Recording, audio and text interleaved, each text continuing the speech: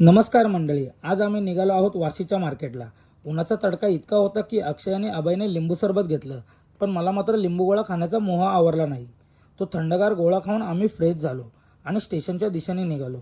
स्टेशनला जाताना वाटेत एक कुबेर हवेली लागली, पण खरा विचार करायला लावणारा प्रसंग घडला ट्रेनमध्ये। तिथे एक लहान मुलगी भीक मागत होती आणि तिची आई तिला तसं करायला लावत होती। हे दृश्य बघून खरंच खूप वाईट वाटलं। इतक्या लहान वयात या मुलांचे हाल बघून मन सुन्न झालं।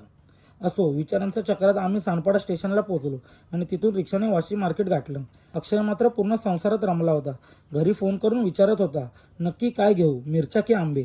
आंब्यावाल्याकडे बघून आम्हाला ते आंबे काही पटले नाहीत, म्हणून आम्ही मोर्चा वळवला मसाल्यांकडे। अक्षयने मिरचीचं बिल बनवलं आणि अभयचे लक्ष गेलं ड्रायफ्रुट्सकडे। थोडे ड्रायफ्रुट्स खावे असं म्हणत तिथेही आमची थोडी चर्चा झाली। फायनली अक्षयने मिरचीचं पोतं घेतलं आणि आमची स्वारी घराकडे निघाली। पण ब्लॉग संपण्याआधी स्टेशनला आम्हाला एक जादू दिसला। हाच होता आमचा आजचा दिवस। कसा वाटला ब्लॉग कमेंटमध्ये नक्की सांगा आणि पूर्ण ब्लॉग बघायचा असेल तर डिस्क्रिप्शनमध्ये लिंक आहे।